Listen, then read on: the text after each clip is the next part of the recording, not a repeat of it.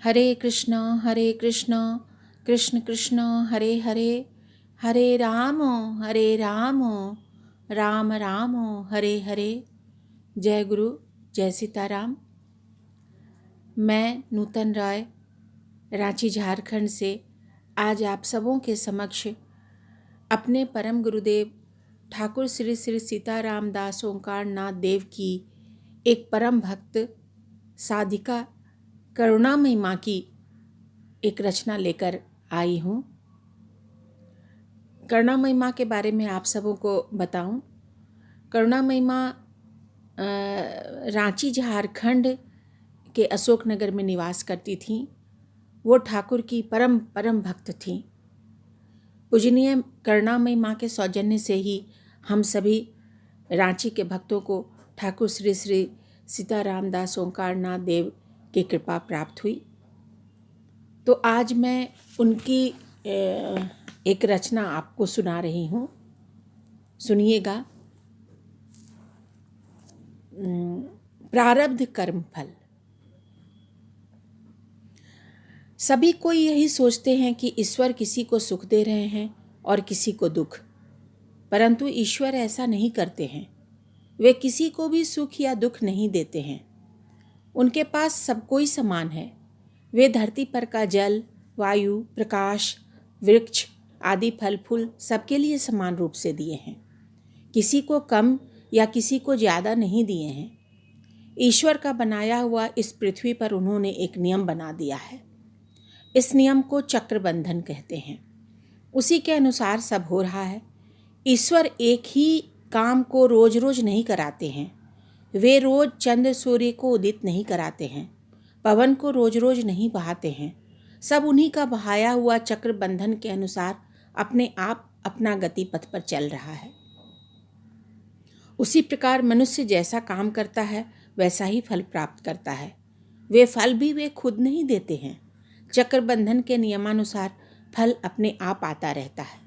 इसीलिए वे किसी के न तो सुखदाता हैं और न ही दुखदाता। अपना सुख या दुख का बीज मनुष्य खुद ही बोता है। दूसरी बात यह है कि मनुष्य न तो किसी का उपकार कर सकता है और न तो अपकार ही। ईश्वर किसी के भी प्रत्याशी नहीं हैं। वे अपना जगत अपने आप ही चला सकते हैं। उन्होंने इतनी तरह का सृजन किया है जिसमें से कोई धनी तो कोई दरिद्र, कोई ऊंचा तो कोई नीचा, कोई रोगी तो कोई दुखी, सभी प्रकार के हैं। वे सब सिर्फ परीक्षण निरीक्षण के लिए हैं। कभी तुमने देखा होगा कि कोई व्यक्ति किसी काम के लिए भारी असुविधा में पड़ा हुआ है और तुमने उसकी मदद की और सोचा, ओह मैंने उसकी बड़ी सहायता की। परंतु यह सोचना बिल्कुल उचित नहीं है। इसीलिए कि उस व्यक्ति का अपने ही कर्म फल से उस दिन उसका उपकार होना लिखा हुआ था। वह चाहे तुम्हारे माध्यम से होता या दूसरों के माध्यम से, उसी के कर्म फल से उसके काम में सहायता उसे उस दिन मिलना ही था। अगर तुम न करते तो कोई दूसरा करता।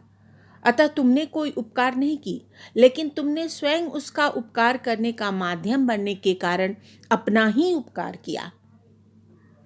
जो माध्यम होता है उसी का उपकार होता है, क्योंकि कर्म करने से ही कर्म बीज पैदा होता है। वह चाहे तो शुभ कर्म हो या चाहे अशुभ। और इस जगत का यह एक नियम है कि जिसकी जहाँ उत्पत्ति है उसकी वहीं निष्पत्ति भी है।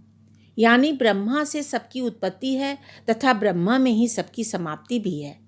मिट्टी पर जो कुछ उपजता है वह सब कुछ मिट्टी में ही जाकर मिल जाता है। जैसे सागर का पानी वाष्प बनकर सागर में ही बरसता है। इस पंचभूत का बना हुआ शरीर की जब समाप्ति होती है तब क्षिति, जल, तेज, मरुत और व्योम जिसका जो अंश है उसी के पास चला जाता है। इस प्रकार तुमने जो सहायता रूप शुभ कर्म किया उससे जो बीज बना वह फिर तुम्हारे पास आकर ही खत्म होगा। इसीलिए हम अगर ये समझते हैं कि हम किसी का उपकार कर रहे हैं तो नहीं, उसका उपकार तो होना ही था।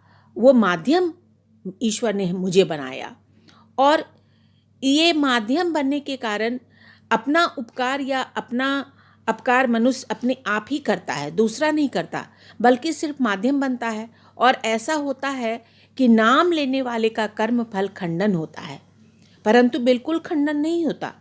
क्योंकि उत्पत्ति स्थान पर नहीं आने से कोई भी काम की निष्पत्ति नहीं होती। इस तरह मान लो कि जिस समय तुम शुभ या अशुभ कर्म कर रहे थे उस समय तुम एक साधारण गृही थे। पीछे चलकर तुमने नाम ग्रहण किया एवं नाम में डूबे हुए हो।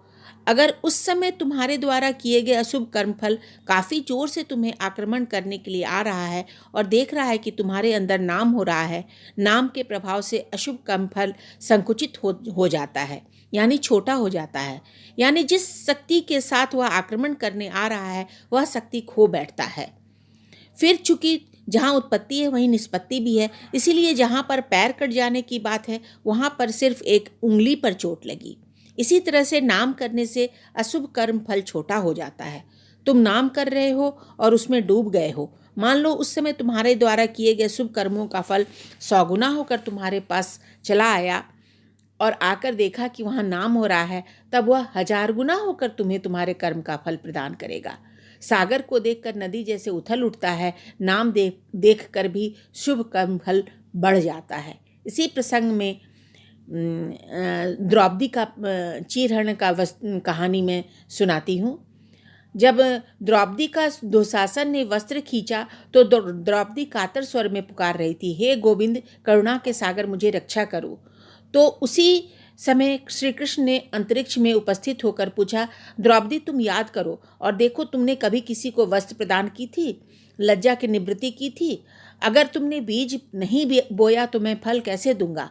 तब द्रौपदी ने कहा कि हाँ प्रभु, मुझे याद है, एक साधु पानी में नहा रहा था और उसकी कौपीन बह गई थी, तो मैंने अपने साड़ी का आंचल फाड़कर उन्हें दी थी। तब श्री कृष्ण भगवान ने कहा, तो डरने की कोई बात नहीं। द्रौपदी का किया गया शुभ कर्म का फल 1000 साड़ियाँ बनकर उनकी लज्जा का निवारण किया था। नाम का एक और महान गुण यह है कि नाम लेने वाले का कर्म फल नहीं बनता। नाम लेने के पहले जो कर्म बीज उत्पन्न हुआ या उसी की थोड़ी सी मात्रा में भोग करना पड़ेगा। नया प्रारब्ध फल मतलब किए गए कर्म का फल नहीं बनता है। जय गुरु, जय सीताराम।